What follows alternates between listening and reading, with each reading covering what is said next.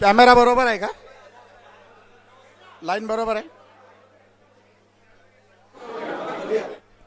माननीय मुख्यमंत्र्यांचं स्वागत.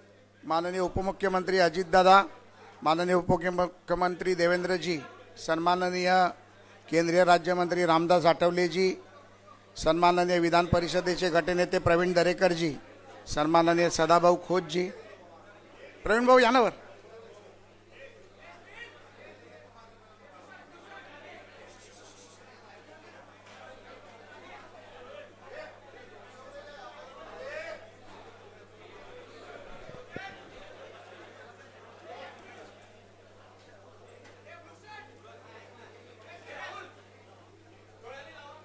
सन्माननीय राष्ट्रवादी प्रदेशाध्यक्ष सुनील तटकरे साहेब, सन्माननीय सदाभाऊ खोत. चालू करायचं का?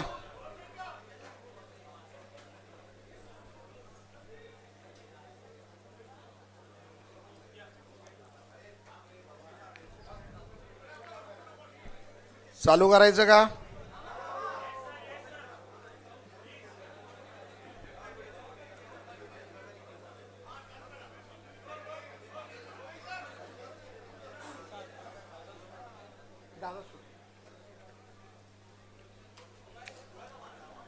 सर्वांना नमस्कार. आजच्या या महायुतीच्या संयुक्त पत्रकार परिषदेत उपस्थित असलेले सन्माननीय राज्याचे मुख्यमंत्री एकनाथरावजी शिंदे, सन्माननीय उपमुख्यमंत्री देवेंद्रजी फडणवीस, सन्माननीय उपमुख्यमंत्री अजितदादा पवार, आज या महायुतीच्या संयुक्त पत्रकार परिषदेला उपस्थित असलेले सर्व इलेक्ट्रॉनिक मीडिया, प्रिंट मीडियाचे सर्व पत्रकार बंधू भगिनी, सर्व कॅमेरामन, सर्वांचं इथे स्वागत करतो. आणि महायुतीच्या संयुक्त पत्रकार परिषदेसाठी सन्माननीय उपमुख्यमंत्री अजितदादांना विनंती करतो की त्यांनी सुरुवात करावी. आता या महायुतीच्या पत्रकार परिषदेत मागच्या 2.25 वर्षात राज्य सरकारचं रिपोर्ट कार्ड, या महायुतीचं रिपोर्ट कार्ड, आता त्याचं उद्घाटन सन्माननीय मुख्यमंत्री आणि दोन्ही उपमुख्यमंत्र्यांच्या उपस्थितीत आणि व्यासपीठावरील मान्यवरांच्या उपस्थितीत इथे होईल.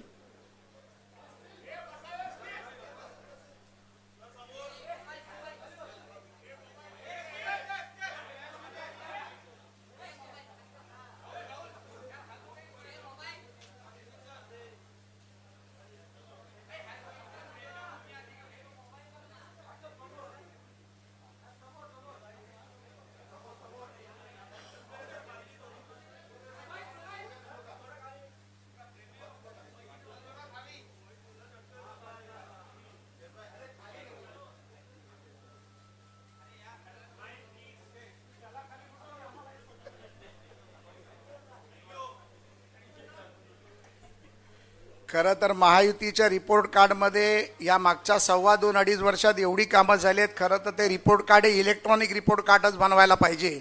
एवढी कामं, प्रचंड कामं आपल्या कारकिर्दीत इथे झालेली आहेत. आज या महायुतीचा काम हीच आमची ओळख या रिपोर्ट कार्डचं उद्घाटन झालं असं जाहीर करतो आणि सन्माननीय उपमुख्यमंत्री अजितदादा पवार यांना विनंती करतो की त्यांनी मीडियाशी संवाद साधावा.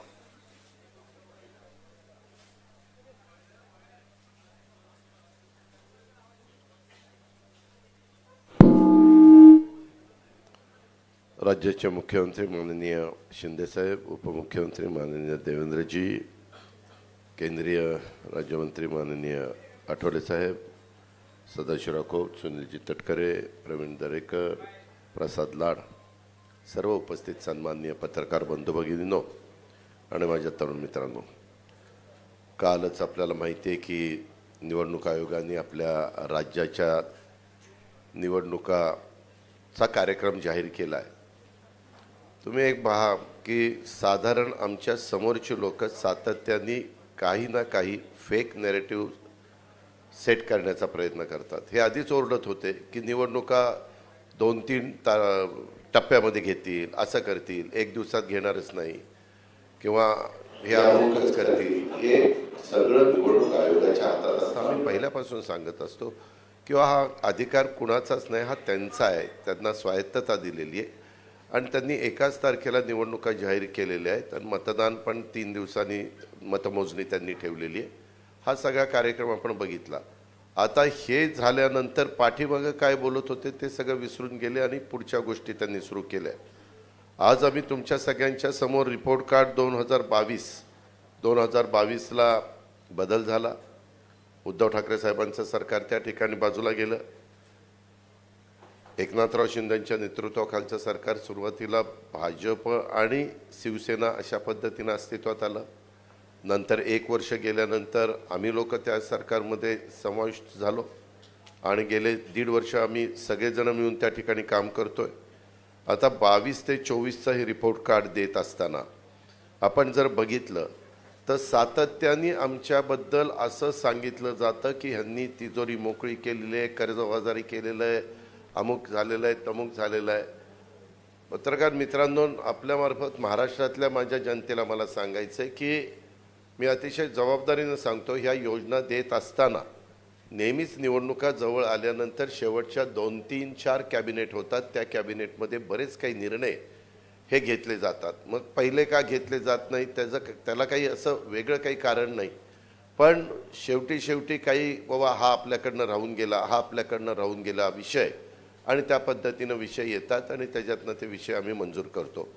आताच्या काळामध्ये शेवटच्या अर्थसंकल्पामध्ये फार विचारपूर्वक आम्ही ज्या योजना दिल्या त्या योजनेच्या बद्दल पण फार टिंगलटावाळी झाली, फार त्याच्यामध्ये बदनामी करण्याचा प्रयत्न केला. परंतु खरोखरीच मुख्यमंत्री माझी लाडकी बहीण योजना ही इतकी पॉप्युलर झालेली आहे. आज देखील आपण साधारण माहिती घेतली तर महिलांच्यामध्ये एक समाधानाचं वातावरण पाहायला मिळतं आणि सर्व घटकाला त्याच्यातनं न्याय द्यायचा प्रयत्न आम्ही सगळ्या समाजातल्या महिलांना, गरीब महिलांना न्याय द्यायचा प्रयत्न त्या बाबतीमध्ये त्या ठिकाणी केलेला आहे. नंतर म्हणले पैसेच येणार नाही, पैसेही आले. नंतर म्हणले पैसे आलेत का खात्यात घ्या लवकर काढून, नाही तर परत जमा करतील. म्हणजे काहीही बोलायचं. ठीक आहे, प्रत्येकाला एकमेकाच्या बरोबर आरोप प्रत्यारोप करण्याचा अधिकार आहे, त्याबद्दल दुमत असण्याचं कारणच नाही. पण कुठंतरी काहीतरी त्याला तारतम्य ठेवण्याची गरज आहे. तशा पद्धतीनं कधीकधी काही जणांच्याकडनं निश्चितपणे ते तारतम्य पाळलं जात नाही. आज आपण जर बघितलं तर ह्याच्यामध्ये स्थिर किमतीवर आधारित जो GSDP हा पूर्वीच्या काळामध्ये 1.9% होता, तो जवळपास 8.5% त्या ठिकाणी पोचलेला आहे. वाढ चांगल्या प्रकारची झालेली आहे. FDIमध्ये पण देशातील तुलनेत निश्चितपणे महाराष्ट्रामध्ये एक चांगल्या पद्धतीची गुंतवणूक झालेली आहे. त्यामध्ये पण सांगायचं नाही महाराष्ट्रात आता काहीच येत नाही, सगळं दुसरीकडे चाललं काहीतरी बोलायचं आणि आमच्या महाराष्ट्रातल्या जनतेच्या मध्ये गैरसमज निर्माण करायचा आणि त्याच्यातनं हे कुठंतरी तुलनात्मक समोर आल्यानंतर फार मोठं जर काढत बसलं तर लोक ते वाचत बसत नाही, मोठी पुस्तिका काढली तर. म्हणून हे रिपोर्ट कार्ड अतिशय सुटसुटीत अवघं 2 पानांचं काढण्याचा प्रयत्न हा महायुतीने त्या बाबतीमध्ये केलेला आहे आणि त्याच्यातनं मेजर ज्या गोष्टी आहेत त्या ठिकाणी सांगितलेल्या आहेत. आणि महायुतीनं आम्ही काम करत असताना सर्व घटकाला, मग त्याच्यामध्ये कष्टकरी असतील, त्याच्यामध्ये शेतकरी असतील, त्याच्यामध्ये युवा युवती असतील, त्याच्यामध्ये असा कुठलाही घटक त्याच्यापासून बाजूला आम्ही ठेवून दिलेला नाही आहे. त्याच्यामध्ये महिला असतील, शेतकरी, युवा, शासकीय कर्मचारी, ज्येष्ठ नागरिक, रोजगाराच्या बद्दलचे घेतलेले निर्णय, आरोग्याच्या बद्दल घेतलेले निर्णय, उद्योगधंदे, शहरी पायाभूत सुविधा, ग्रामीण विकास, सांस्कृतिक वारसा, क्रीडा, अशा सगळ्या क्षेत्राला आम्ही त्याच्यामध्ये सामावून घेण्याचा प्रयत्न त्या ठिकाणी केलेला आहे. आणि त्याला आमच्या परीनं जे काही मदत करता येईल, न्याय देता येईल, तो महायुतीच्या सरकारच्या माध्यमातून निश्चितपणे झालेला आहे. ही पण बाब आपण सगळ्यांनी ह्या निमित्तानं ध्यानामध्ये घ्यावी.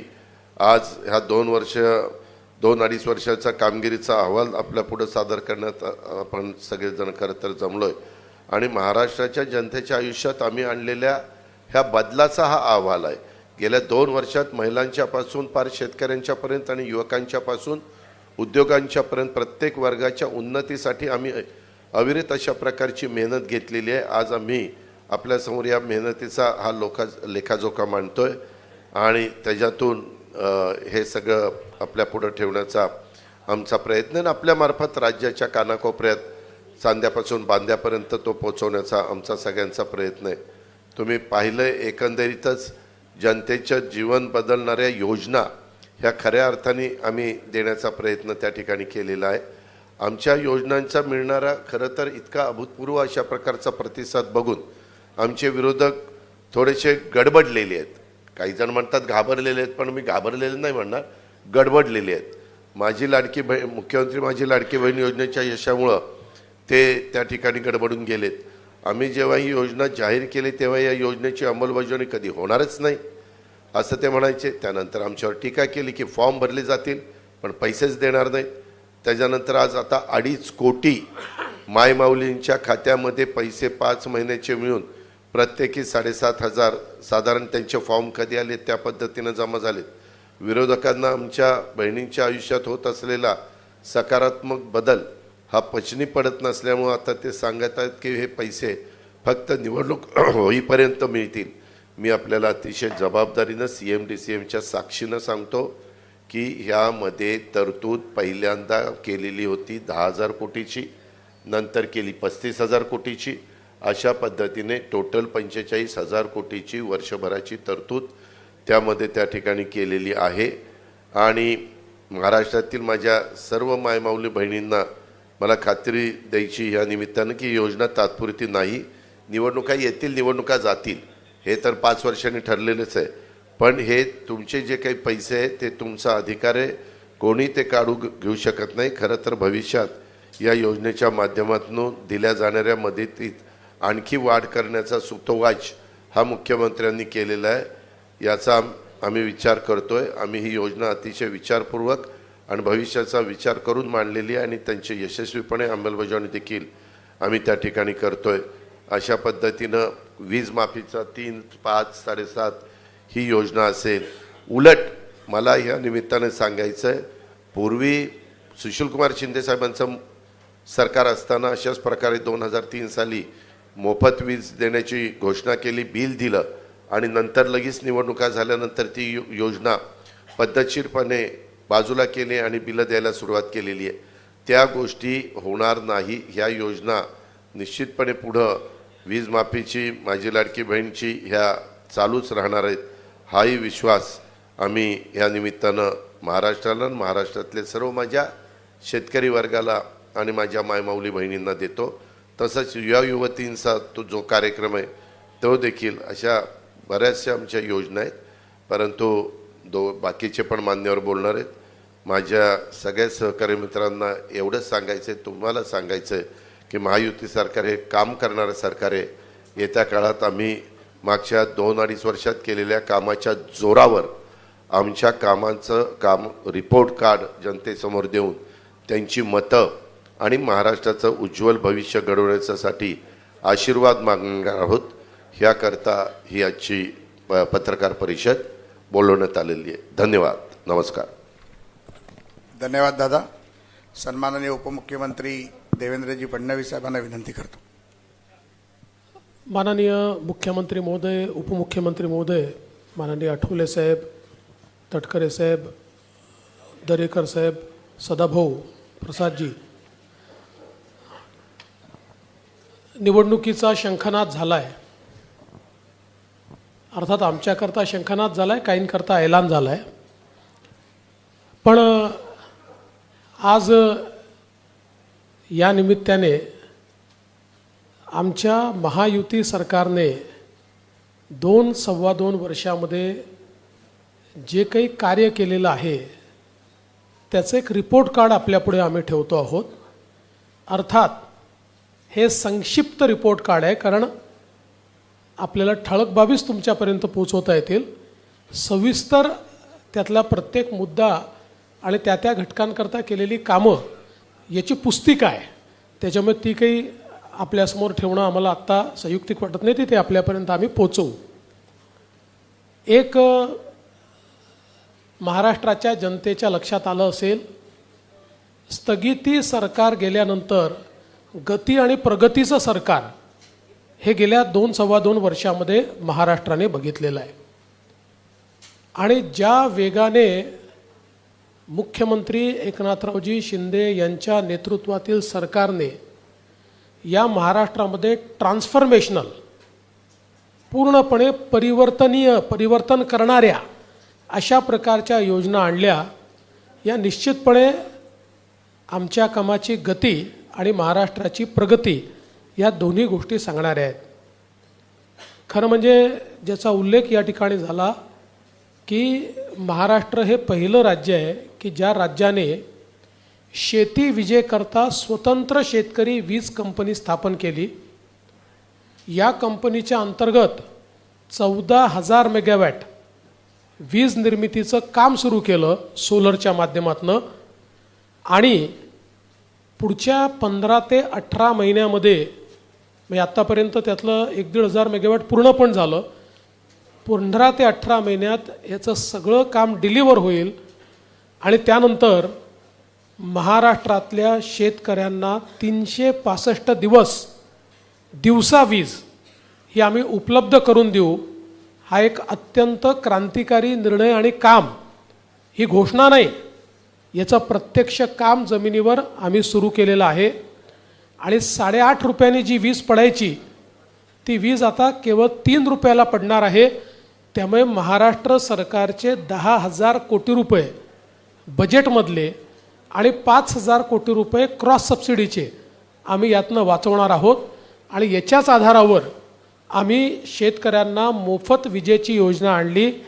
आणि म्हणूनच जे अजितदादांनी सांगितलं की मागच्या काँग्रेसच्या सरकारमध्ये घोषणा केली आणि नंतर बदलून गेले, कधी प्रिंटिंग मिस्टेक सांगितली, असा हा निर्णय नाही, तर अतिशय वेल थॉट, विचारपूर्वक कृती करून आणि पुढचे वर्षानुवर्ष हा निर्णय चालेल अशी व्यवस्था करून आम्ही हा निर्णय घेतला आहे. आणि म्हणून शेतकऱ्यांना विजेचं बिल माफ जे केलेलं आहे ते भविष्यात देखील सुरू राहील आणि त्यांना दिवसा 12 तास वीज मिळेल. दुसरा महत्त्वाचा आम्ही निर्णय केला की शेतकऱ्यांना मागेल त्याला सौर पंप केवळ 10% पैसे भरायचे आणि त्याला सौर पंप मिळेल. 25 वर्ष विजेचं बिल येणार नाही. 5 वर्ष सगळी देखरेख ही सरकार करेल. चोरीला गेला तर इन्शुरन्स आहे, तुटफूट झाली तर इन्शुरन्स आहे. आणि मागितल्यानंतर 3 महिन्यात त्याच्या शेतीमध्ये तो पंप लागतो, ही पण व्यवस्था आपल्या सरकारने केली आहे. त्यामुळे विजेच्या बाबतीत शेतकऱ्याला चिंतामुक्त करण्याचं काम हे आपल्या सरकारच्या माध्यमातून या ठिकाणी झालेलं आहे.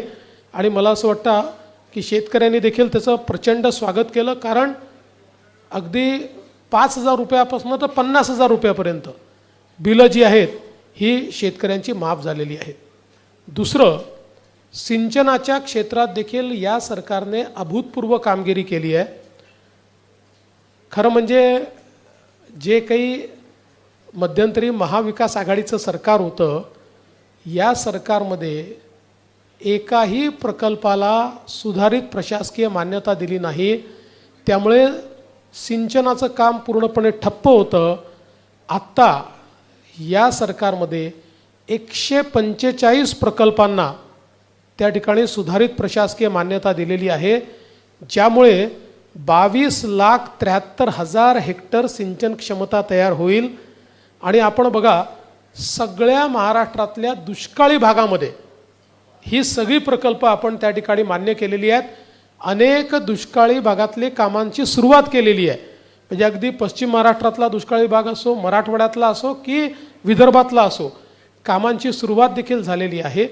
आणि सगळ्यात महत्त्वाचं, जे अशक्यप्राय वाटायचं, नदीजोड प्रकल्प, वैनगंगा, नळगंगा, पैनगंगा नदीजोड प्रकल्प 90,000 कोटी रुपयाचा, नार पार गिरणा नदीजोड प्रकल्प आपण केला. पश्चिमी वाहिन्यातनं वाहून जाणारं जे पाणी आहे 55 TMC, हे पाणी गोदावरीच्या खोऱ्यामध्ये आणून गोदावरीचं तुटीचं खोरं हे बॅलेन्स करून मराठवाड्याला कायमचं दुष्काळमुक्त करायचं आणि नाशिक आणि नगर जिल्ह्यातले जे काही वादाचे विषय आहेत ते पूर्ण संपवायचे, या दृष्टीनं त्याचीही कारवाई आपण पूर्ण केली, वैधानिक कारवाई पूर्ण केली. त्याच्याही संदर्भात सगळं त्याचं फर्स्ट स्टेजचं टेंडर आपण त्या ठिकाणी काढलेलं आहे. त्यामुळे यातली कुठली योजना ही केवळ कागदावर नाही, सगळ्या टेंडर स्टेजला टेंडर निघालं आहे, अनुसंधान चाललेलं आहे. अशा प्रकारे सिंचनाच्या क्षेत्रामध्ये प्रचंड मोठं काम हे आपल्या सरकारने या 2-2.5 वर्षामध्ये या ठिकाणी केलेलं आहे. वेगवेगळे जे घटक आहेत, मग आपले निराधार असतील, विधवा असतील, पोलीस पाटील असतील, ग्रामसेवक असतील, अंगणवाडी सेविका असतील, कोतवाल असतील, होमगार्ड असतील, आशाताई वर्कर असतील, एकही असा घटक नाही की ज्या घटकाला आपल्या सरकारने दिलासा दिला नाही. आता काल परवाच होमगार्डचे जे मानधन आहे ते दुप्पट आपल्या सरकारने केलं आणि या सगळ्या घटकांना भरघोस अशा प्रकारची वाढ देऊन त्यांच्याही जीवनामध्ये परिवर्तन करण्याचं काम केलं आहे. तसंच वेगवेगळे जे समाज आहेत, मग ते आता आगरी समाज असेल, कोळी समाज असेल, गवळी समाज असेल, मासेमारी करणारे असतील, यंत्रमाग असतील, कुंभार समाज असेल, चिंपी समाज असेल, लोहार समाज असेल, सोनार समाज असेल, आर्यवैश्य समाज असेल, तेली समाज असेल, वेगवेगळ्या समाजांचे त्या ठिकाणी आपण महामंडळं तयार करून आणि त्या माध्यमातून लक्षित घटक म्हणून त्यांच्याकडे आपल्याला कसं लक्ष देता येईल हा प्रयत्न केला. आणि त्याचवेळी आपण अण्णासाहेब पाटील आर्थिक विकास महामंडळाच्या माध्यमातून 1 लाखापेक्षा जास्त मराठा तरुणांना उद्योजक करण्याचं काम याच सरकारने या ठिकाणी केलेलं आहे. मध्यंतरी तर जे 2.5 वर्षाचं सरकार होतं त्या सरकारने अण्णासाहेब पाटील आर्थिक विकास महामंडळांना कुलूप लावलेलं होतं, त्याला काहीही त्या ठिकाणी मदत करण्यात आली नाही. पण आज मोठ्या प्रमाणात हे काम आपण करतोय. अर्थात सहज उल्लेख करतो की पहिल्यांदाच पत्रकार आणि वृत्तपत्र विक्रेता यांचाही विचार या सरकारने केलेला आहे, हे देखील मला या निमित्ताने नमूद केलं पाहिजे. इन्फ्रास्ट्रक्चरच्या सेक्टरमध्ये सरकारने केलेलं काम अभूतपूर्व आहे आणि हे आपल्याला सांगायची गरज याकरता नाही की हे काम सोशल सेक्टरचं काम दिसत नाही, पण इन्फ्रास्ट्रक्चर सेक्टरचं काम आपल्याला पाहायला मिळतं. मग ते समृद्धी महामार्गाचं काम असो, ग्रामीण रस्त्यांचं काम असो, नवीन महामार्गांचं काम असो, की मुंबई आणि MMR रिजनमधलं वेगवेगळ्या प्रकारचं इन्फ्रा, ते माननीय मुख्यमंत्री सांगतील म्हणून मी त्याच्या डिटेलमध्ये जात नाही. पण मला असं वाटतं की इन्फ्रास्ट्रक्चरच्या क्षेत्रात या सरकारने जे काम केलेलं आहे ते अभूतपूर्व अशा प्रकारचे. आणि वाढवणसारखं बंदर, खरं म्हणजे हे जे काही वाढवण बंदर आहे हे महाराष्ट्राला पुढचे 25-30 वर्ष महाराष्ट्राची आणि देशाची अर्थव्यवस्था हे वाढवण बंदर चालवेल. कारण आज देशाचं 60% कंटेनर ट्रॅफिक JNPTचं पोर्ट हे हँडल करतं. JNPTपेक्षा 3 पट मोठं जगातल्या पहिल्या 10 मध्ये येणारं वाढवण बंदर, ज्याच्यामध्ये 10 किलोमीटर 20 मीटर डीप ड्राफ्ट आहे. जगातलं सगळ्यात मोठं व्हेसल देखील ज्या ठिकाणी येऊ शकतं. त्यामुळे भारताला आणि महाराष्ट्राला मॅरिटाईम ताकद जगातली या एका वाढवण बंदराने या ठिकाणी होणार आहे. आणि यातल्याही सगळ्या अडचणी आपल्या सरकारने दूर केल्या आणि त्या माध्यमातून मोठ्या प्रमाणात हे वाढवणचं बंदर या ठिकाणी केलं आहे. खरं म्हणजे एक गोष्ट मला अजून सांगायची आहे की आमचा विरोधी पक्ष एकीकडे टीका करतो की लाडकी बहीणचे पैसे देणार कुठनं आणि मग मुलींना मोफत शिक्षणाचे पैसे देणार कुठनं, सरकारजवळ पैसे नाही आहेत. आणि दुसरीकडे त्यांचे नेते म्हणतात की आमचं सरकार आलं तर आम्ही 1500चे 2000 करू, आमचं सरकार आलं तर आम्ही कर्जमाफी करू, आमचं सरकार आलं तर आम्ही. त्यांनी विरोधकांनी पहिले हे ठरवलं पाहिजे की सरकारकडे या योजना चालवायला पैसे आहेत की नाही आहेत. जर पैसे असतील तर ते पुढचे कर्जमाफी करू शकतील. आम्ही तर ज्या योजना सांगितलेल्या आहेत आणि यापुढे काही योजना आम्ही आमच्या जाहीरनाम्यात घोषित करणार आहोत, प्रत्येकाच्या पाठीशी पूर्ण आर्थिक पाठबळ उभं करूनच आम्ही योजना जाहीर करू. पण विरोधी पक्ष मात्र टोटली कन्फ्यूज दिसतोय. एकीकडे ते म्हणतात बजेटमध्ये पैसे नाही आणि दुसरीकडे ते नवनवीन योजना स्वतः मात्र घोषित करतात. तर मला असं वाटतं की एक प्रकारे त्यांचा पर्दाफाश हा या माध्यमातून निश्चितपणे होतोय. पण एक गोष्ट या निमित्ताने मला सांगायची आहे आणि विशेषतः लाडक्या बहिणींना मला सांगायची आहे की बघा, ऑलरेडी काँग्रेस पक्षाचे नेते हे कोर्टामध्ये लाडकी बहीण योजना बंद करण्याकरता पोचले आहेत. अर्थात त्यांना यश मिळालेलं नाही. त्यांच्या माजी मंत्र्यांनी सांगितलं आहे आमचं सरकार आलं की आम्ही लाडकी बहीण योजना बंद करणार आणि परवा तर माननीय उद्धवजींनी जाहीर सभेत जाहीर केलं आहे की आमचं सरकार आल्यानंतर महायुती सरकारच्या सगळ्या योजना आम्ही बंद करणार, त्यांचे सगळे निर्णय आम्ही उलट करणार. त्यामुळे मुळातच जसं 2.5 वर्ष आधीच्या महायुती सरकारचे सगळे निर्णय बंद करून महाराष्ट्राला कुलूप बंद करून यांनी ठेवलं होतं, तसंच पुन्हा स्थगिती सरकार आणून महाराष्ट्राला कुलूप बंद करण्याचा यांचा प्रयत्न आहे, जो कधी यशस्वी होणार नाही. आता खरं म्हणजे अनेक आरोप हे लोक लावत आहेत, पण कायदा सुव्यवस्थेवर ते बोलत असताना त्यांनी आरसा देखील पाहिला पाहिजे.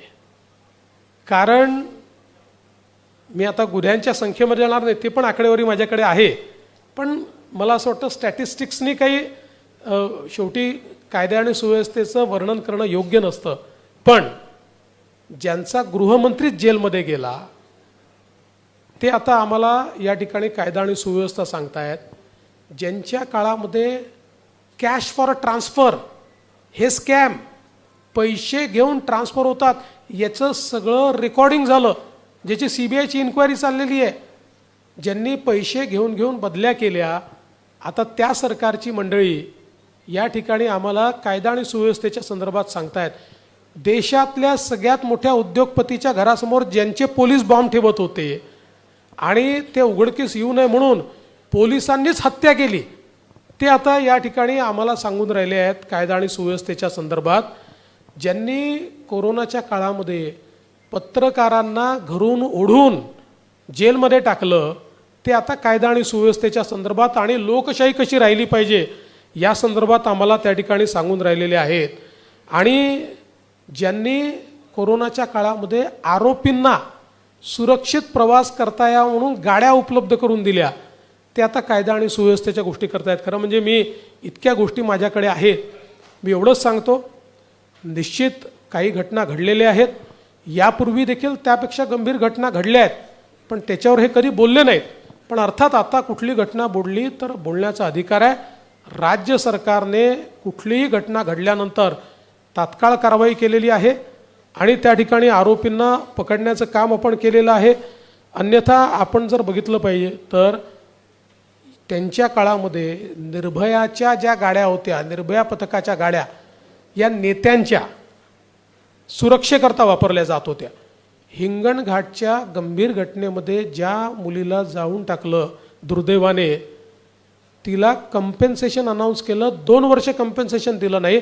आमचं सरकार आल्यानंतर त्या परिवाराला आम्ही त्या ठिकाणी कंपेन्सेशन दिलं. यांच्या काळामध्ये कोविडचा स्वॅब घेताना महिलांची काय अवस्था झाली हे मला बोलताना देखील या ठिकाणी लाज वाटते.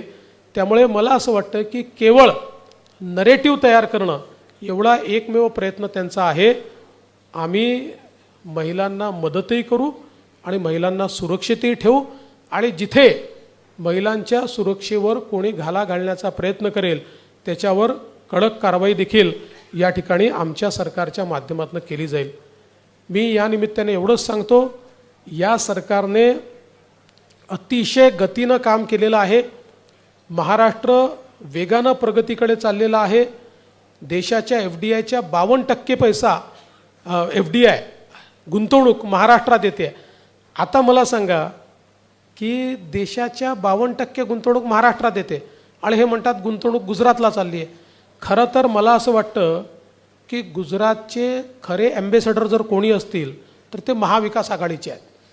कारण जे गुजरात, महाराष्ट्र 1 नंबरवर असताना यांना गुजरातच दिसतो. हे गुजरातचंच गुणगान करतात. गुजरातचं गुणगान गाणारे महाविकास आघाडी, मी ज्या दिवशी आमचं सरकार आलं त्या दिवशी सांगितलं की 1 नंबर, तुमच्या काळात महाराष्ट्र मागे गेला, गुजरात पुढे गेला, आमचं सरकार येऊ द्या. आलं, आता आमचं सरकार आलं आहे, आम्ही 1 नंबरवर जाणार. आम्ही 1 नंबरवर गेलो. आम्ही गुजरातलाही मागे टाकलं, कर्नाटकलाही मागे टाकलं, तमिळनाडूलाही मागे. अरे यांचं एकत्रित बेरीज जी आहे त्याहीपेक्षा जास्त गुंतवणूक आम्ही महाराष्ट्रात आणून दाखवली. पण हे मात्र आपलं रोज गुजरातचं गुणगान, म्हणजे जगाला हेच सांगतात, महाराष्ट्र पुढे असून यांना पुढे असलेला महाराष्ट्र दिसत नाही. हेच रोज जगाला सांगतात की नाही गुजरात पुढे, गुजरात पुढे. मी या ठिकाणी आकडेवारीसहित सांगतो, महाराष्ट्रच पुढे आहे, महाराष्ट्रच पुढे राहील. महाराष्ट्राला कोणी मागे टाकू शकत नाही. यांनी किती वल्गना केल्या तरी महाराष्ट्र पुढे राहणार आहे. आमच्या मुख्यमंत्र्यांच्या नेतृत्वात या 2-2.5 वर्षामध्ये प्रचंड काम आमच्या सरकारने केलेलं आहे. त्याचं संक्षिप्त रिपोर्ट कार्ड आम्ही ठेवतोय. कालांतराने हळूहळू सगळ्या गोष्टी समोर ठेवू आणि मला विश्वास आहे की जनतेचा पाठिंबा आणि आशीर्वाद हा पुन्हा आम्हाला मिळेल आणि जे कामं राहिली आहेत ती कामं पुढच्या 5 वर्षामध्ये आम्ही करून दाखवू हा विश्वास मी व्यक्त करतो. धन्यवाद. धन्यवाद सन्माननीय देवेंद्रजी. सन्माननीय राज्याचे धडाडीचे मुख्यमंत्री एकनाथरावजी शिंदे साहेबांना विनंती करतो की त्यांनी पत्रकारांना संबोधित करा. आजच्या पत्रकार परिषदेला उपस्थित दोन्ही आमचे उपमुख्यमंत्री रामदासजी आहेत, इतर सर्व तटकरे जे आहेत, प्रवीण आहे, सदाभाऊ, प्रसाद, सर्व लोकप्रतिनिधी आणि पत्रकार मित्रांनो, आज आम्ही महायुतीचं एक रिपोर्ट कार्ड कामाचं आपल्यासमोर मांडण्याचा प्रयत्न केला आहे. खरं म्हणजे देवेंद्रजींनी सांगितलं हे संक्षिप्तच आहे, खरंच आहे, कारण एवढी कामं आम्ही केली आहेत की एका एवढ्या रिपोर्ट कार्डमध्ये ते मावू शकत नाहीत.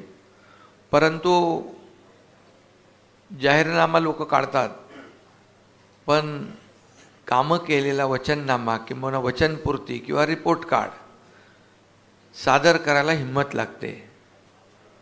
आणि ती हिंमत का लागते तर त्याला कामं करावी लागतात. आणि म्हणून गेल्या 2-2.25 वर्षामध्ये महायुती सरकारने केलेली कामं या रिपोर्ट कार्डमध्ये संक्षिप्तपणे आम्ही मांडलेली आहेत. पुढे विस्तृतपणे आम्ही जी प्रत्येक विभागनिहाय, सेक्टरनिहाय सर्व प्रत्येक घटकाला दिलेला न्याय त्या संदर्भात आपल्याकडे येऊच.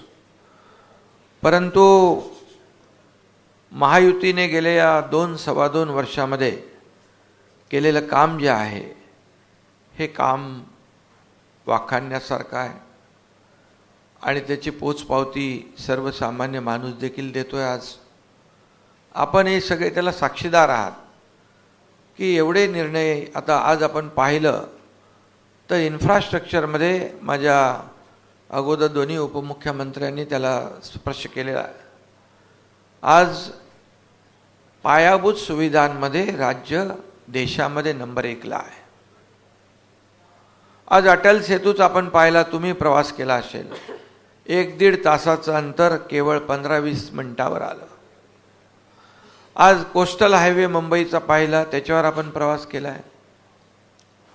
आज मेट्रोमधून आपण प्रवास करताय, समृद्धी हायवेवरून आपण प्रवास करतोय. मुंबई पुणे आता तो तर झाला आहे, त्याला आणखी आम्ही लवकर जलद गतीने कसं पोचता येईल त्यासाठी काम करतोय, केलं आहे. एक मिसिंग लिंक तिकडे करतोय, अर्धा तास अगोदर पुणे मुंबई प्रवास होईल. आज ज्या योजना म्हणजे इन्फ्रा प्रकल्प जे आहेत हे राज्याच्या विकासाला गती देणारे असतात. ज्या राज्यामध्ये इन्फ्रास्ट्रक्चर मोठ्या प्रमाणावर सुरू असतं त्या राज्याची प्रगती वेगवान होत असते, कारण शेवटी कनेक्टिव्हिटी महत्त्वाची असते आणि पायाभूत सुविधाही महत्त्वाच्या असतात. आणि जेवढं पोटेन्शियल आपल्या महाराष्ट्रामध्ये आहे ते पूर्णपणे त्याचा वापर करण्याचा प्रयत्न आम्ही केला आहे. 2-2.25 वर्षामध्ये आम्ही सर्व काही केलं असं म्हणू शकत नाही, म्हणणारही नाही. परंतु 2.5 वर्षाचा कालावधी महाविकास आघाडीचा आणि महायुतीचा 2-2.25 वर्षाचा याचं कंपॅरिझन जर केलं तर 2.5 वर्षामध्ये सगळे प्रकल्प बंद पाडण्याचं काम केलं. मग ते आरे कारशेड असेल, मेट्रो 3 असेल, समृद्धी असेल, अटल सेतू असेल, सगळे प्रकल्प त्याच्यामध्ये स्पीड ब्रेकर टाकण्याचं काम केलं. आज मी सांगू इच्छितो आपल्याला की कारशेड जर आम्ही आल्यानंतर स्टे उठवून चालू नसतं केलं तर ते आणखी 10 वर्ष झालं नसतं. मेट्रो 3 आज आपण प्रधानमंत्री महोदयांच्या शुभाचे सुरू केलं. 13 ते 15 लाख लोक प्रवास करतायत. ते मला सांगितलं होतं तुम्ही त्याला स्टे द्या, त्याची चौकशी लावा, ते बंद करा. आणि या कारशेड आणि मेट्रो 17,000 कोटी रुपये त्याच्यामुळे त्यांच्या बालहट्ट असेल किंवा अहंकार असेल यामुळे वाढले. नाही तर 17,000 कोटी रुपये आम्ही आता आमच्या लाडक्या बहिणींना आम्ही आणखी जादा पैसे देऊ शकलो असतो. हे दुर्दैव आहे. अँटी डेव्हलपमेंट विजन ठेवून काम करणारे लोक. महाविकास आघाडीने 2.5 वर्षामध्ये आज पायाभूत सुविधा ठीक आहे, पायाभूत सुविधा सोडल्यानंतर आम्हाला ते म्हणतात की उद्योग गेले, उद्योग पळवले. जसं आता देवेंद्रजी म्हणाले गुजरात ते प्रसिद्धी तेच करतायत. अरे गुजरात आणि कर्नाटक तिसऱ्या नंबरला, पहिल्या नंबरला, दुसऱ्या नंबरला गेलं. आपण तिसऱ्या नंबरला होतो, पण जसं आमचं सरकार महायुतीचं आपलं सरकार आलं, परत राज्य पहिल्या नंबरवर आलं. आज दावोसमध्ये 5 लाख कोटीचे करारनामे झाले. इथे गेल्या 2-3 महिन्यात 2 लाख कोटीचे करारनामे झाले. आणि नुसते करारनामे नाही, त्याचं एक्झिक्युशन आम्ही करतोय. त्यांच्या काळात काय झालं आपल्याला माहीत आहे. 80,000 कोटीचे दाखवले, नंतर कुठे गेले माहीत नाही. आणि हे सगळं जे आहे हे सगळं जनतेसमोर आहे. आणि आम्ही आज उद्योजकांना रेड कार्पेट दिलेलं आहे. त्यावेळेस कोणी विचारत नव्हतं, त्यामुळे उद्योजक जात होते. सहकार्य मिळणार नाही ही भावना त्यांची मनामध्ये निर्माण झाली. पण कुठलाही उद्योजक कुठेही अडचणीत आला तर आम्ही स्वतःहून त्याला ॲड्रेस करतो, त्याची तक्रार दूर करतो. आज या ठिकाणी जे उद्योग इंडस्ट्रीमध्ये जे काम केलं आहे, ज्या इंडस्ट्री आलेल्या आहेत त्या आणखी वाढवतात. अगदी गडचिरोलीपर्यंत इंडस्ट्री गेली आहे. म्हणजे इतर राज्यामध्ये ठीक आहे, इतर ठिकाणी, पण गडचिरोलीसारख्या नक्षलग्रस्त भागात, आदिवासी भागात देखील इंडस्ट्री पोहोचली. याचं त्यांना आता सुरक्षित वाटू लागलेलं आहे. मोठ्या प्रमाणावर नोकऱ्या होत आहेत, मोठ्या प्रमाणावर लोकांच्या हाताला काम मिळतं आहे. आज आम्ही हे सर्व करत असताना उद्योग इकडे आणत असताना तुमच्या समोर आम्ही संपूर्णपणे चित्र उद्योगांचं या ठिकाणी ठेवायलाही तयार आहोत. कारण शेवटी हे इंडस्ट्री फ्रेंडली स्टेट झालं आहे. आता लोक इकडे येऊ लागले, लोकांना सुरक्षित वाटू लागलेलं आहे. आणि म्हणून सेमी कंडक्टरसारखे प्लॅन नव्या मुंबईत सुरू होऊ लागले. जवळपास 80-90 हजार कोटीचे सेमी कंडक्टर आता काही दिवसात आपल्याकडे MOU होतोय. असे लाखो कोटी रुपयांचे प्रकल्प आपल्या राज्यात होत आहेत. जर उद्योग पळाले तर कोण राहिलं असतं बरं? ज्याच्याबद्दल बोलतायत तो कुठं सुरू झाला, काय झाला याचं तरी आम्हाला सांगा आता पता. परंतु खोटं बोलायचं पण रेटून बोलायचं अशा प्रकारचं काम ते करतायत. एकीकडे विकास, सगळ्या डेव्हलपमेंटच्या मी प्रकल्पांबद्दल आपल्याला बोललोच नाही, त्याला वेळ खूप लागेल. एवढे प्रकल्प आम्ही केले. आज नवीन आम्ही प्रकल्प करतोय. ॲक्सेस कंट्रोल ग्रीड 5,000 किलोमीटरचं करतोय. मुंबई गोवा, मुंबई सिंधुदुर्ग ग्रीनफील्ड रस्ता करतोय. अनेक रस्ते जे आहेत राज्यामध्ये कुठूनही कुठे जाताना, जसं नागपूर मुंबई देवेंद्रजींच्या काळात सुरू झाला 18 तास 20 तास लागत होते, आज 6 ते 7 तासावर येत आहेत. अशाच प्रकारचं कुठल्याही कोपऱ्यातून कुठल्याही कोपऱ्यात राज्यात जायचं 6 ते 7 तासापेक्षा जास्त अंतर प्रवासाला लागता कामा नये. अशा प्रकारचं आम्ही ॲक्सेस कंट्रोल ग्रीड डोळ्यासमोर आहे. त्याचबरोबर एकीकडे विकास, एकीकडे उद्योग, दुसरीकडे कल्याणकारी योजना. आज कल्याणकारी योजना जर आपण पाहिल्या तर त्याच्यामुळे तर त्यांच्या पायाखालची वाळू घसरली आहे, बिथरलेली आहे, त्यांचं अवसान गळालेलं आहे. आणि त्यांनी एक प्रकारे पराभव त्यांना डोळ्यासमोर दिसू लागला आहे. कारण म्हणून काही ना काही उलटसुलट आरोप करू लागलेत. ते काय त्यांनी एक कुठलं पुस्तिका नाही, ते काय फिल्म काढले एक ह्याच्यावर, तर त्याच्यामध्ये जेवढं काय काय सांगितलं ते सगळं खोटं आहे. अरे एक तरी काहीतरी खरं सांगा त्याच्यामध्ये. आणि तो शुद्धीमध्ये होता, त्याने बनवलेली तो माहीत नाही मला. आणि कधी ते म्हणजे कधी कोणाचं वाचतो, कधी वाचतो, काय वाचतो, आणि काही बोलायला लागले.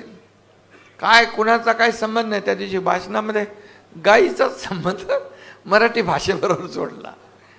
अरे काय चाललंय? एवढे बिथरून गेलेत, एवढे सगळे गोंधळलेले आहेत. अशा परिस्थितीमध्ये कसं काय होणार? आणि म्हणून आम्ही ते सीएम सीएम सीएम करतायत. आम्ही लोकांसाठी काम काम काम. आणि म्हणून या ठिकाणी एवढंच मी सांगतो की आम्ही टीम म्हणून काम करतोय. राज्यातला सर्वसामान्य माणूस, कॉमन मॅन, त्याच्या आयुष्यात बदल झाला पाहिजे, त्याच्या जीवनामध्ये बदल झाला पाहिजे. तो कॉमन मॅन न राहता तो सुपरमॅन झाला पाहिजे. आणि ह्यांना स्वतःलाच सुपरमॅन व्हायचं. अरे पण किती होणार? 1 2 3 4 5 किती? एकदा ते ठरवा. आणि म्हणून आमच्या सर्वसामान्य माणसाला, कॉमन मॅनला आम्हाला ताकद द्यायची आहे. म्हणून तर आम्ही मुख्यमंत्री माझी लाडकी बहीण योजना आम्ही सुरू केली. 1,500 रुपये त्याची टिंगल केली. ते म्हणाले भीक देता काय, विकत घेता काय, लाच देता काय. कोर्टामध्ये गेले, कोर्टाने इकडून पळवलं त्यांना मुंबईतून. आता तुमच्या नागपूरमध्ये गेलेत, वलपड्डी का पलपड्डीवर, तो वडपल्लीवर. अरे सुनील केदारचा माणूस, काँग्रेसचा माणूस, इथं जो गेला होता तो पण महाविकास आघाडीचा माणूस. म्हणजे कोर्टात जाता तुम्ही. योजना एवढी जेलसी, एवढी पोटदुखी. कारण मुख्यमंत्री लाडकी बहीण योजना सुपरहिट झालेली आहे. आता सगळ्या बहिणी 2,30,00,000, 2,50,00,000 आमचं टार्गेट होतं. 2,30,00,000 लाडक्या बहिणींच्या खात्यात पैसे गेले. फक्त गेले नाही तर आम्हाला माहीत होतं आचारसंहिता काहीतरी अजून आहे, विरोधक आडवा आणतील म्हणून ऑक्टोबरमध्येच आम्ही नोव्हेंबरचे पैसे देऊन टाकले. म्हणजे देण्याची आमची नियत आहे, नीती आहे. आमचं स्वच्छ जो काय देण्याचा उद्देश आहे तो स्वच्छ आहे. आणि म्हणून लाडकी बहीण झाली, लाडकी लखपती झाली. त्याचबरोबर मुलींना उच्च शिक्षण, डॉक्टर, इंजिनियर, वकील बनायचं आहे. कधी नव्हता निर्णय, तो आम्ही घेतला. आज ज्येष्ठांना 3,000 रुपये DBT डायरेक्ट त्यांच्या खात्यात आम्ही देण्याचा निर्णय घेतला. मुख्यमंत्री तीर्थदर्शन योजना, गाड्या जाऊ लागल्या, ट्रेन भरून भरून ज्येष्ठ लोक यात्रा करू लागले. आणि हे सगळं करत असताना आम्ही एकच लक्षात, बळीराजा वीज बिल माफ योजना सगळ्यात महत्त्वाची योजना. 7.5 HP मोटर पंपाने शेती करणाऱ्या शेतकऱ्यांना वीज बिल माफ केलं. शेतकरी हा अन्नदाता आहे. आमच्या तिजोरीवर सगळ्यात पहिला अधिकार बळीराजाचा आहे, शेतकऱ्याचा आहे. आणि म्हणून त्याच्यासाठी आम्ही योजना केल्या. 6,000 रुपये केंद्र सरकार, मोदी साहेब, 6,000 रुपये आपलं सरकार, 12,000 रुपये वर्षाला त्यांच्या खात्यात. 1 रुपयात पीक विमा योजना देणारं देशातलं पहिलं राज्य आहे. मागेल त्याला सोलर, मागेल त्याला शेततळं. ही योजना आता वीज बिल माफा योजना आम्ही केली आहे. शेतकऱ्यांना जवळपास नुकसान भरपाईपोटी 16,000 कोटीचं वाटप झालं. त्याचबरोबर संपूर्ण योजना पकडून 46,000 कोटी रुपये शेतकऱ्यांना आम्ही दिले.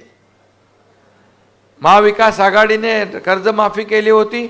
त्या कर्जमाफीतले रेग्युलर कर्ज परतफेड करणाऱ्यांना 50,000 इन्सेंटिव्ह देण्याचा निर्णय त्यावेळेस घेतला. पैसे दिले नाही, त्याची परतफेड आम्ही करतोय.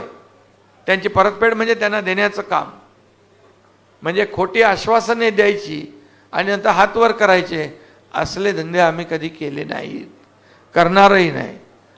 आणि म्हणून या ठिकाणी इतक्या मोठ्या योजना, मोठ्या प्रमाणावर योजना, त्याच्यामध्ये आम्ही घरातला प्रत्येक माणूस घेतला आहे. जन्माला आलेली मुलगी, लाडकी बहीण, त्याचबरोबर मुलगी शिकत असेल तिचं उच्च शिक्षण, त्याचबरोबर महिला, त्याचबरोबर ज्येष्ठ, त्याबरोबर शेतकरी, कामगारांना आम्ही किट दिले. घरकाम करणाऱ्या महिलांना आम्ही किट दिले. आज प्रत्येक घरातल्या प्रत्येक माणसाला योजनेचा लाभ मिळतोय. लोक म्हणतात घरात बसून काय, लोकांच्या दारी जाऊन कार्यकर्त्यांनी काम केलं पाहिजे असं आमचे बाळासाहेब सांगायचे. कार्यकर्ता नेता घरात नाही तर लोकांच्या दारात शोभून दिसतो. आम्ही शासन आपल्या दारी योजना केली. शासन आपल्या दारी का अगोदर योजना नव्हत्या, लाभ नव्हते, लाभार्थी नव्हते, सगळं होतं, परंतु ते कटकट नको, चक्रा नको म्हणून सोडून द्यायचे. आम्ही थेट त्यांच्यापर्यंत गेलो. जसे मुख्यमंत्री माझी लाडकी बहीण योजना आम्ही जातो, तसं शासन आपल्या दारी गेलो. पत्रकार मित्रांनो, आपल्याला सांगतो, त्यातून 5 कोटी लोकांना लाभ मिळाले. 5 कोटी. ड्रोन असेल, ट्रॅक्टर असेल, हार्वेस्टर असेल, छोटे छोटे दाखले असतील, सगळे योजना, महिला बचत गट असेल, 5 कोटी लोकांना लाभ दिले. हे सरकारने काम केलंय. आणि हे 2 वर्षामध्ये, 2.25 वर्षामध्ये जे काम केलंय, हे आपण त्याच्यामध्ये या संक्षिप्त ह्याच्यात आम्ही मांडण्याचा प्रयत्न केलेला आहे. परंतु आपल्याला मी एकच सांगतो, हे कुठलं काम आहे की आता योजना, जलयुक्त शिवार योजना तुम्ही चालू केली होती, यांनी बंद करून टाकली. अनेक योजना, मेट्रो सगळं बंद करून टाकलं. आम्ही आल्यावर चालू केले, स्टे काढून टाकले. मराठवाडा वॉटर ग्रीड बंद करून टाकली. दुष्काळ आहे, अरे बाबा, आम्ही आल्या पहिला मराठवाडा वॉटर ग्रीडचं काम, त्याचं मान्यता दिली. आज पश्चिमी वाहिन्यातून वाहून जाणारं समुद्राकडे पाणी दुष्काळग्रस्त भागात वळवलं पाहिजे, ते आम्ही करतोय. आदरणीय प्रधानमंत्री महोदयांनी नीती आयोगाच्या बैठकीत देखील याला प्राधान्य दिलेलं आहे. आज केंद्र आणि राज्य, ते म्हणून दुष्काळग्रस्त भाग मराठवाडा, हा दुष्काळवाडा, हा त्याचा शब्द आम्हाला पुसून काढायचा आहे. आणि म्हणून मगाशी देवेंद्रजींनी सांगितलं, किती आम्ही 145 सिंचन प्रकल्पांना मान्यता दिली. आधीच्या सरकारमध्ये आपण किती दिले होते? काही दिल्यात ना, 4-5 दिल्या असतील. म्हणजे आज 145, 21-25 लाख हेक्टर. अरे आम्ही दोघं होतो तिकडे ना, म्हणून विचारतो, आम्ही लपवत नाही काय. पण आम्ही बघा, निर्णय घेतो कोण? जयंत पाटलांनी हाऊसमध्ये सांगितलं, जयंत पाटलांनी सांगितलं ना सभागृहामध्ये. कसं थांबलं होतं. आणि त्यामुळे आम्ही थांबवणारे नाही, आम्ही स्पीड ब्रेकर टाकणारे नाही, आम्ही स्पीड ब्रेकर काढणारे आहोत आणि काम पुढे नेणारे आहोत. सगळं बंद, बुलेट ट्रेन बंद, हे बंद, ते बंद, सगळं काय चालू आहे? बोले समुद्राचा व्ह्यू कट होतो. अरे काय विजन आहे तुमचं कोस्टल रोडमुळे? काय म्हणजे आज लोक, जेवढे लाखो लोकांना आज प्रवास करायला संधी मिळते, ती संधी हिरावून घेण्याचं काम 2.5 वर्षात केलं आहे. आणि 2.5 वर्षामध्ये आपलं राज्य खूप मागे गेलं. जर आपलं सरकार पुन्हा आलं नसतं तर मला वाटतं हे सरकार आणखी मागे गेलं असतं. आज 10,000, 17,000 जे विलंब लागल्यामुळे पैसे वाढले, आणि हे शेवटी जनतेच्या खिशातले पैसे आहेत. आणि म्हणून आम्ही करणारे आहोत, आम्ही सर्वसामान्य माणसाला न्याय देणारे आहोत. आणि म्हणूनच मी आपल्याला एवढं सांगतो, एवढं मोठं खोटं नरेटिव्ह पसरून त्या लोकसभेला त्यांनी लोकांना एकदा हे केलं आहे. परंतु आता मात्र या ठिकाणी जनता फसणार नाही. त्यांना 2-2.25 वर्षात किती कामं केली आम्ही. अरे कामांचा धडाका किती, मला वाटतं 900 निर्णय घेतले आम्ही. मला वाटतं 60-70 कॅबिनेट आपले झाले असतील ना दादा, आपल्या 60-70 कॅबिनेट झाले असतील, त्याच्यामध्ये 900 निर्णय घेतले. आणि म्हणून आपल्याला मी सांगतो, तरुणांना स्टायपंड, प्रशिक्षण भत्ता देणारं पहिलं राज्य आहे. त्यांना आता येणारे ट्रेंड मॅनपॉवर मिळेल, स्किल मॅनपॉवर मिळेल. आमच्या माता भगिनींना 3 मोफत सिलेंडर देण्याचा निर्णय घेतला. आता कालच आम्ही एंट्री पॉईंटचे टोल बंद केले. तुम्ही गेले का नाही तिकडून? बरं वाटते ना, आता पटकन जातात. मग ते आम्ही केलं. आता ते म्हणतायत की आम्ही आलो की या सगळ्या योजना बंद करणार, जेलमध्ये टाकणार, पोलखोल करणार. अरे कोणाला टाकणार? योजना बंद करणार. तुम्ही तर यापूर्वी तुमची पोलखोल झालेलीच आहे, कोविडमध्ये झाली आहे, ते जेलमध्ये गेले काही लोक, आणि सगळे लोक जे आहेत. आणि हे सगळं जे बंद, ह्या योजना करणाऱ्यांना जनता साथ देणार नाही. आणि खुलेआम बोलायला लागलेत. म्हणजे एवढी जेलसी, अरे एवढं तर कळलं पाहिजे.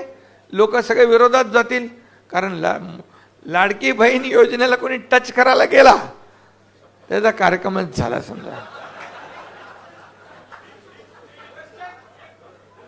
एकदम करेक्ट कार्यक्रम होणार.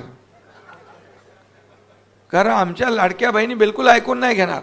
लाडक्या बहिणींना आम्ही सांगितलंय, केंद्र सरकार मोदी साहेबांनी आम्ही ठरवलंय तुम्हाला लखपती बनवणार, लखपती बहिणी बनवणार. अरे माझं काय पेक्षा माझ्या बहिणींचं काय, महाराष्ट्रातल्या जनतेचं काय हे बघा. माझं काय बघून गेले उद्योजक पळून. म्हणून आम्ही ठरवलंय की आम्ही सर्वसामान्य माणसाला काय देणार, सर्वसामान्य माणसाच्या आयुष्यामध्ये चांगले दिवस काय येणार, बदल काय होणार, हे आम्ही ठरवलेलं आहे. आणि त्यासाठी आम्ही काम करतोय. कुठला तरी एक तरी निर्णय सांगा बरं आम्ही आमच्या कोणाच्या वैयक्तिक लाभासाठी घेतलाय. आम्ही जे निर्णय घेतले ते शेतकरी, कष्टकरी, कामगार, माता भगिनी, माझे युवक युवती, ज्येष्ठ सगळ्यांसाठी घेतले. एकही सेक्टर आम्ही नाही सोडला. आज त्याच्यामध्ये जे आज निर्णय घेतलेले ते बघा, तुम्ही बघा, आकडेवारी बघा. त्याच्यात मी जात नाही, या याच्यामध्ये आहे त्यांच्या काळात काय होतं आणि आमच्या काळात काय, हे आकडे तपासून घ्या. कुठलाही आम्ही याच्यामध्ये एकही शब्द आम्ही खोटा लिहिला असेल तर आम्ही तुम्हाला सांगतो, जे तुम्ही सांगाल ते आणू.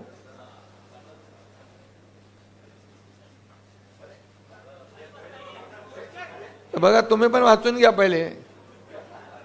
आणि याच्यामध्ये सगळे आकडेवारी आहेत, म्हणजे संक्षिप्त आहे, पण ही आकडेवारी आम्ही जी दिले, महाविकास आघाडी सरकारमध्ये केलेली कामं, झालेलं काम, ह्या महाविकास आघाडीमध्ये झालेलं काम आणि महायुतीमध्ये झालेलं काम याचं कंपॅरिझन करा, तुलना करा. आणि मग होऊ द्या दूध का दूध, पाणी का पाणी. आम्ही जनतेच्या दरबारामध्ये जायला तयार आहोत. आणि त्यामुळे कमी कालावधीमध्ये, तुम्हाला नंतर बोलायला देतो, कमी कालावधीमध्ये सर्वात अधिक, ताई आमची लाडकी बहीण आहे ना, लाडक्या बहिणीला देऊ टाईम. तर कमी कालावधीत आम्ही जास्तीचं काम केलेलं आहे, हे छाती ठोकपणे आम्ही सांगतो. आणि हे राज्याची बदनामी करतायत. अरे देशाची बदनामी तर एक जण करतोय तिकडे जाऊन विदेशामध्ये, प्रधानमंत्र्यांची करतोय, देशाची करतोय, पण हे लोक तर राज्याची बदनामी करतायत. आपल्या राज्याबद्दल आपल्याला अभिमान असला पाहिजे, पूर्ण अभिमान असला पाहिजे. विरोधी पक्षाने विरोध करावा, आरोप करावा, परंतु केवळ विरोधाला विरोध नाही. चांगलं काम असेल त्याला चांगलं म्हटलं पाहिजे. शेवटी तुम्ही जे आम्ही लाडकी बहीण योजना आम्ही चांगली केली, लोकांनी स्वीकारली. लाडका भाऊ योजना आम्ही चांगली केली, लोकांनी स्वीकारली. शेतकरी, लाडका शेतकरी आम्ही केलाय. अरे काल परवा तर लाडका आमचा प्रवासी पण केलाय. तर ह्या लोकांच्या विरोधात तुम्ही जेवढं बोलाल तेवढं तुम्ही खड्ड्यामध्ये जाल. हे पण एवढं साधं त्यांना कळत नाही. काही लोकांनी सुपारी घेतले, महाविकास आघाडीतल्याच लोकांनी खड्ड्यात घालण्याचं, त्यांना त्यांचं लकलाभ. पण आम्ही त्यांच्यावर जात नाही. आम्ही काम करू आणि आपल्याला मी सांगतो काम करायचं आहे, या राज्यासाठी काम करायचं आहे.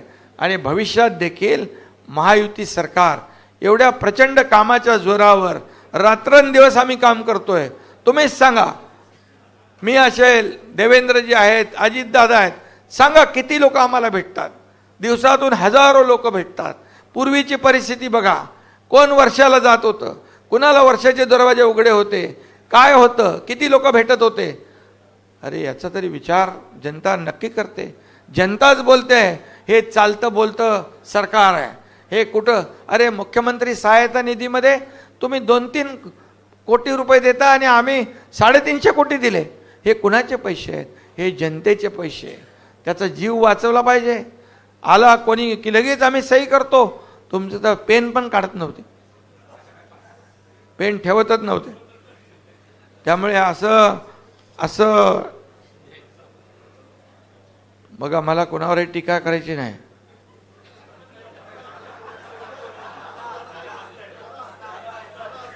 दादा साक्षीदार होते. साक्षीदार आणि भुक्तभोगी.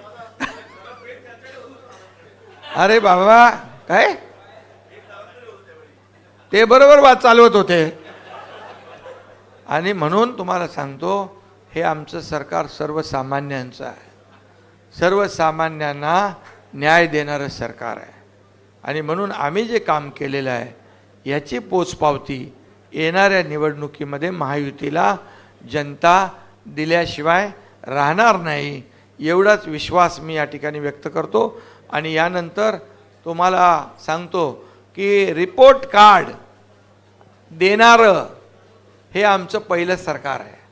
त्याला डेअरिंग हिंमत लागते, धाडस लागतं, केलेली कामं करावी लागतात, नाही तर रिपोर्टमध्ये देणार काय? आम्ही हा प्रकल्प बंद पाडला, आम्ही तो प्रकल्प बंद पाडला, आम्ही ही योजना बंद केली, हे देणार तुम्ही?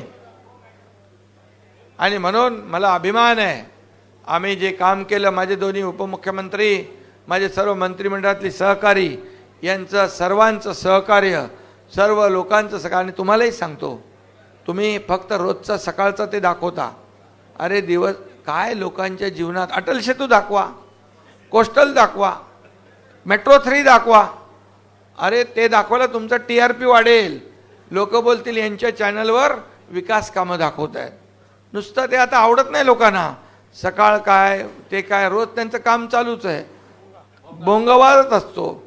आता हे भोंगे अजून बरेच वाढलेत, पण आम्ही त्या भोंग्याकडे लक्ष देत नाही, आम्ही आमच्या कामाच्या प्रती फोकस आहोत. आणि म्हणूनच अवघ्या थोड्या दिवसात आपलं सरकार लाडकं सरकार झालं आहे. बहिणी बोलू लागल्यात हे लाडकं सरकार आहे. अरे याच्यापेक्षा जास्ती काय पोचपावती पाहिजे? आम्ही काही कोणाला घाबरत नाही, किती आरोप करा, काही करा, तुमच्या आरोपाला आम्हाला उत्तर द्यायची गरज पण नाही. आम्ही कामावर एकदम फोकस करून काम करू आणि या राज्याला पुढे नेऊ, एवढंच मी आपल्याला सांगतो. पुन्हा एकदा सगळ्यांना शुभेच्छा, खूप खूप शुभेच्छा. आज यहाँ पर महायुति का रिपोर्ट कार्ड हमने संक्षिप्त में, महायुति का रिपोर्ट कार्ड हमने सादर किया है संक्षिप्त में, और मैं बोलूँगा अभी संक्षिप्त में. और इसलिए मुझे खुशी है, मुझे पूरा विश्वास है कि यहाँ पर रिपोर्ट कार्ड देने की हिम्मत चाहिए, रिपोर्ट कार्ड देने के लिए काम करना चाहिए. ये काम हमने इस रिपोर्ट कार्ड में छापे हैं. महाविकास आघाड़ी के काम 2.5 साल के और 2-2.25 साल के महायुति के काम होने दो. जनता की अदालत में दूध का दूध, पानी का पानी, इसमें एक भी अगर झूठ होगा तो आप बोलेंगे वो हारेंगे हम. और इसलिए हमने सिर्फ काम किया है. और महाविकास आघाड़ी की उसके पैरों तले जमीन खिसक गई है. लाडली बहन, किसान योजना, ये सब योजना में नहीं जाता हूँ, लेकिन ये योजना हम बंद करेंगे ऐसा विपक्ष बोल रहा है, तो उनको मुंह तोड़ जवाब ये हमारी जनता, मेरी लाडली बहना, लाडले भाई, लाडले किसान, ये सब अच्छा उनको बराबर उसका मुंह तोड़ जवाब देंगे. और आने वाले इस चुनाव में महायुति ने जो 2-2.25 साल में काम किया है, उसका काम का जो बोलते मराठी में कामाची पोचपावती, ये जो है वो निश्चित रूप से देंगे. और महायुति सरकार पूरे ताकत से, मेजॉरिटी से फिर जनता की सेवा में आएगी.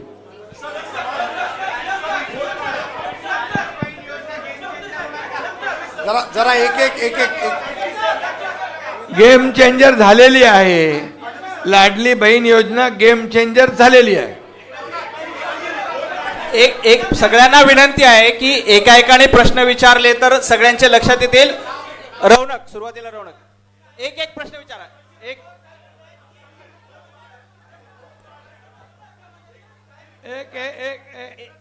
एक मराठी का सवाल. पहिले मराठी करू, मराठी आधी करू, बोलो, मग हिंदी करू. बाद में मराठी. हिंदी. सुरुवातीला मराठी. उदय बोल.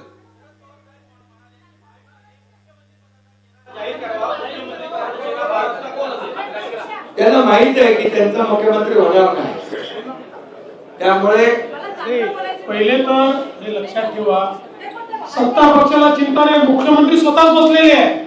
त्यांना विचारा, तुमचा चेहरा तर सांगा, एकदा चेहरा सांगा तुमचा. मी पवार साहेबांना आव्हान करतो, पवार साहेब तुमचा मुख्यमंत्री पदाचा चेहरा कोण थोडं सांगा.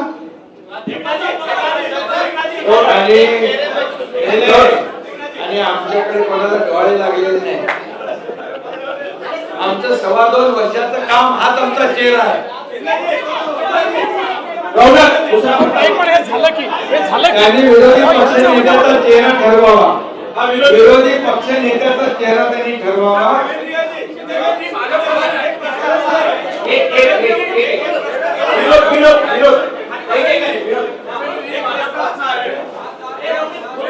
हा इलेक्शन जे आहे संविधान वर्सेस ऐलान असं होणार आहे. एक दुसरा प्रश्न असा आहे की 80% सीट शेअरिंग झालेली आहे, त्याचा फॉर्म्युला काय होता? हाय ग्रेड होता की विनिंग कॅपॅसिटी होता? असं आहे की सीट शेअरिंग पूर्ण झालं. मी तुम्हाला आज सांगतो आमचं जवळपास काम झालेलं आहे. अंतिम टप्पा म्हणजे अगदी अंतिम टप्प्यात आहोत आम्ही. अगदी बोटावर मोजण्या इतक्या जागा आमच्या पत्रातलेल्या आहेत आणि याच्यामध्ये आम्ही साधारणपणे कुठल्या पक्षाचा कुठे जोर आहे, कुठे 3 पक्ष मिळून कुठला उमेदवार निवडू शकतो, कोणाकडे चांगला उमेदवार आहे, अशा सगळ्या गोष्टीचा विचार करून सीट शेअरिंग करतोय. फॉर्म्युला हा मध्ये सांगताय. ज्या दिवशी पूर्ण होईल त्या दिवशी कोणाला किती जागा मिळाल्या हे देखील सांगू आणि त्याचा पाठीमागचा फॉर्म्युला देतो.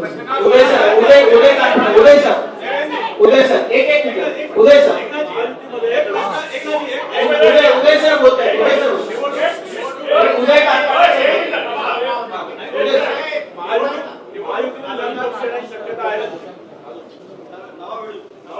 अरे आम्ही एवढे व्हिडिओ मजबूत आहोत. एकनाथजी, प्रश्न असा आहे की निवडणूक आचारसंहिता लागली. आता महाविकास आघाडीसोबत मराठा समाजाचं मोठं नेतृत्व आहे असं मानलं जातं. महायुतीला सगळ्यात मोठा चॅलेंज म्हणजे आता म्हणून जरांगे पाटील आहे. जरांगे पाटीलने असं म्हटलं आहे की निर्णय झाला नाही तर आम्हाला वेगळा निर्णय घ्यावा लागेल. ही सगळ्यात मोठी अडचण तुम्हाला निर्माण या ठिकाणी पाहायला मिळते. हे बघा, आम्ही जे बोलतो ते करतो.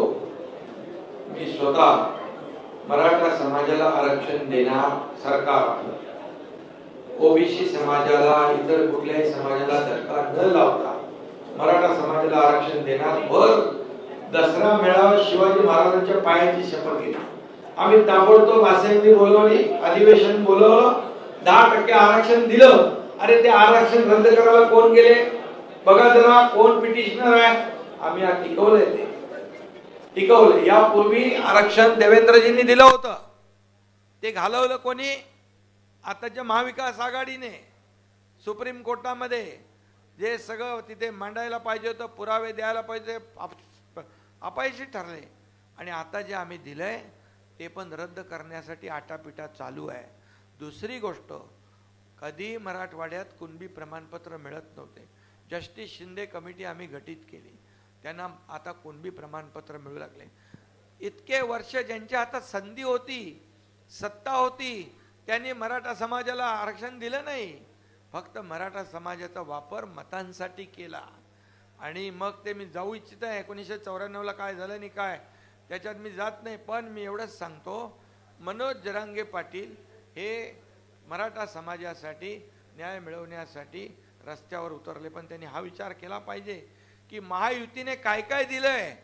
सारथी दिलंय, अण्णासाहेब पाटील आर्थिक विकास महामंडळ, 1 लाख तरुणांना उद्योजक बनवलं. आज 5,000 अधिसंख्य पदं आमच्या सरकारने कायम केली. आज ओबीसी प्रमाणे मराठा समाजाला सवलती मिळत आहेत. हे सगळं कुणी केलं? अरे ज्यांनी काहीच केलं नाही, ज्यांनी फक्त मराठा समाजाचा वापर केला, मराठा समाजाला वंचित ठेवलं, त्यांच्याबद्दल जरूर त्यांनी या निवडणुकीमध्ये विचार केला पाहिजे. देणारा कोण आणि आम्हाला फसवणारा कोण? तुषार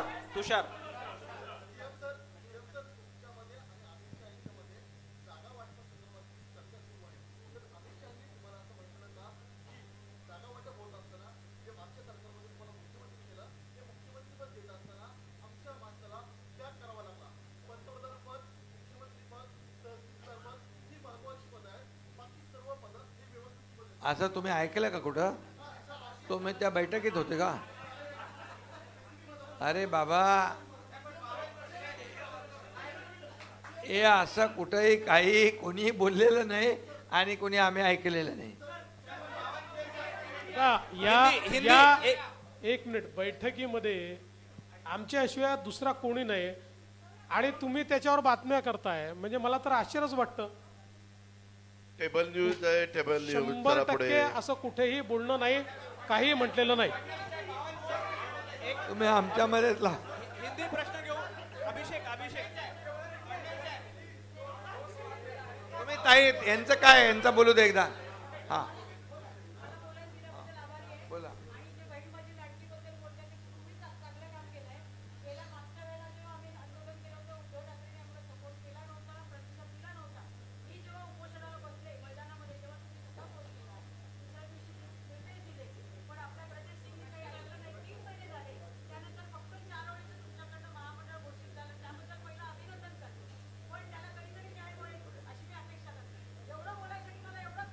तुम्हाला पूर्ण न्याय मिळणार.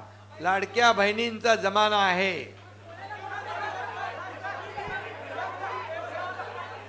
अभिषेक अरे एक एक करून बोलले तर, नाहीतर संपवावं लागेल. हा बोल, चला चला, तुमचं नाव घेतलंय, बोला. अभिषेक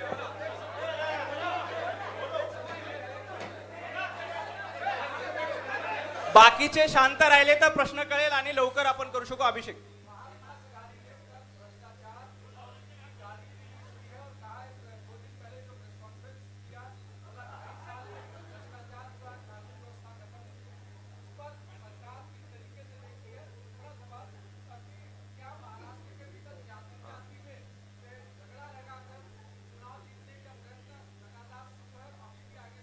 भ्रष्टाचार का महामेरू कौन है? कोविड में खिचड़ी चोरी किसने की? कोविड में कफन चोरी किसने की? कोविड में कोविड सेंटर में घोटाला किसने किया? अरे पेशेंट भी नहीं, डॉक्टर भी नहीं, उसके पैसे निकाले, वो तो जेल के अंदर गए, और कई लोगों ने पैसे लिए चेक से, वो जेल के अंदर जाएंगे. भ्रष्टाचार में गृह मंत्री खुद जेल में जाते हैं. एक उद्योगपति के घर के नीचे बम लगाते हैं पुलिस, एक आदमी का मर्डर करते हैं, एक जो जिसने गाना बनाया खड्डे पे उसको जेल में डालते हैं, नारायण राणे केंद्रीय मंत्री को जेल में डालते हैं. ये हनुमान सुनेगा कि नहीं? हनुमान चालीसा बोलने वाले वो नवनीत राणा और कौन रवि राणा वो जेल में 40 दिन डाला. अरे ये भ्रष्टाचारी, ये इतने गुनहगार लोग हैं. तुम्हारे अर्नब गोस्वामी को डाल दिया था, तुम्हारे एक मराठी पत्रकार को, राहुल कुलकर्णी. अरे इसका तो थोड़ा ये करके जाओ, उनको ठोको जरा. क्या यार ऐसे क्या? पंकज बाकीचे थोडं शांत राहा प्लीज.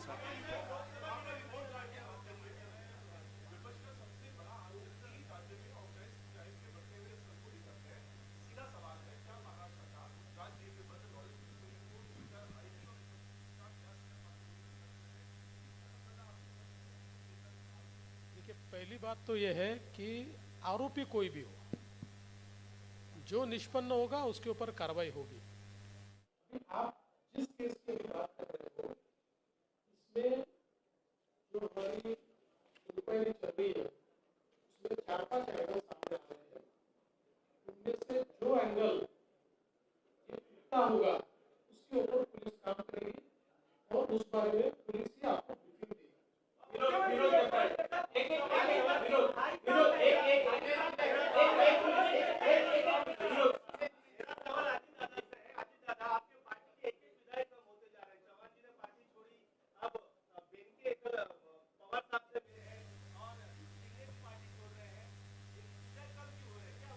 फिक्र मत, मैं गंभीर हूँ. आप सब झूठ बोल रहे हैं. बहन के वहाँ गया नहीं. किसने कहा बहन के गया? अरे नहीं रे बाबा, अरे नहीं रे बाबा, बहन के नहीं गया था. कौन से शिंदे साहब?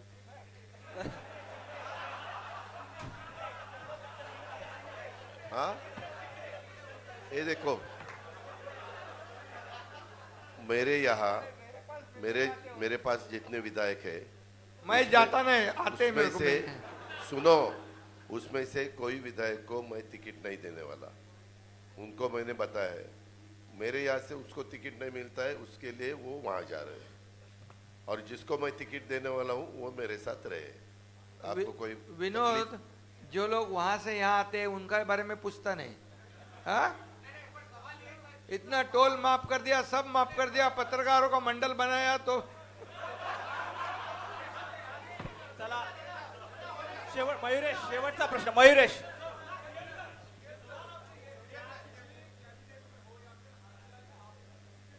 अरे भैया ये सुनो, क्या बोले? हाँ हाँ,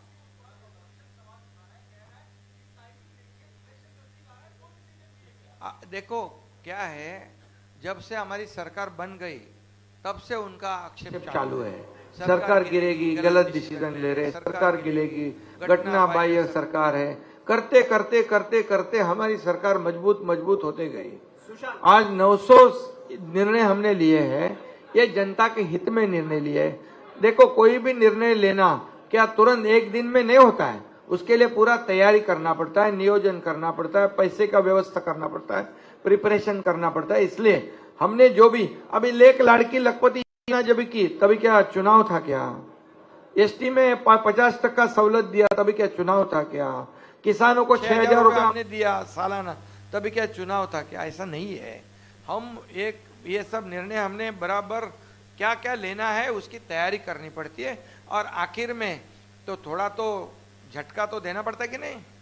वो दिया, हम टोल नाका बढ़ाए। नहीं, एक इसमें मुझे एक और चीज ध्यान में लाकर देनी है। मैं वापस बोलता हूं कि उन्होंने आईना देखना चाहिए, क्योंकि पिछली जो महाविकास आघाड़ी की सरकार थी, उस सरकार में सरकार माइनॉरिटी में आने के बाद और जब राज्यपाल जी ने पत्र दिया था कि आप मेजॉरिटी दिखाओ, तब कैबिनेट लेकर निर्णय लिए। तो इसलिए जरा गिरेबान में अपने झांक कर देखो, हम तो लेजिटिमेट है, हमको हर रोज निर्णय लेने का अधिकार है। तभी तो उनका मेजोरिटी नहीं थी, मेजोरिटी नहीं थी, वो माइनॉरिटी में थे, फिर भी उन्होंने निर्णय लिया। और वो तुरंत हम आने के बाद, सरकार में आने के बाद, बनने के बाद सामने उसको अधिकृत ढंग से कर दिया। अरे मैं क्या बोलता हूँ, उनकी सुनो, हरियाणा का चुनाव जब तक नहीं हो रहा था तब तक बहुत डांस कर रहे थे, जलेबी बांट रहे थे, पेड़ा बांट रहे थे, लड्डू बांट रहे थे, ढोल फोड़ रहे थे। जैसे हरियाणा का ढोल फुट गया, अभी जमीन पे आए वो लोग। शेवटचा प्रश्न विनायक शेवटचा प्रश्न। धन्यवाद, थँक्यू। सर्वांचे मनापासून आभार। या ठिकाणी देखील जिलेबीची व्यवस्था बाहेर केलेली आहे। सर्वांचे मनापासून आभार। बोलो बोलो, खूप धन्यवाद। अरे बोलो, सर्वांचे आभार। बोलो बोलो, याला बोलू देणार रे, बोला बोला। सर्वांनी ऐका ना,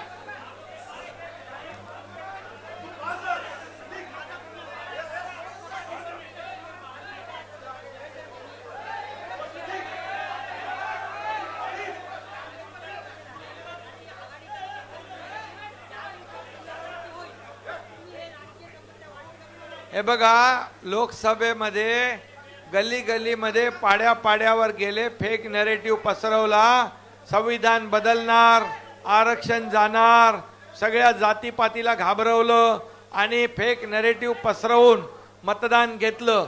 आता जनता सुज्ञ आहे आणि मी सांगतो, जाहीर भाषणात पण सांगितलं, जब तक सूरज चांद रहेगा बाबा साहेब का संविधान नहीं बदलेगा। आता आम्ही तालुका वाईज संविधान भवन बनवतोय, तालुका वाईज, आणि म्हणून बाबासाहेबांना कोणी हरवलं? काँग्रेसने हरवलं, आणि म्हणून आता बाबासाहेबांच्या अनुयायांना कळलेलं आहे ते यांच्या भूलथापांना बळी पडणार नाही।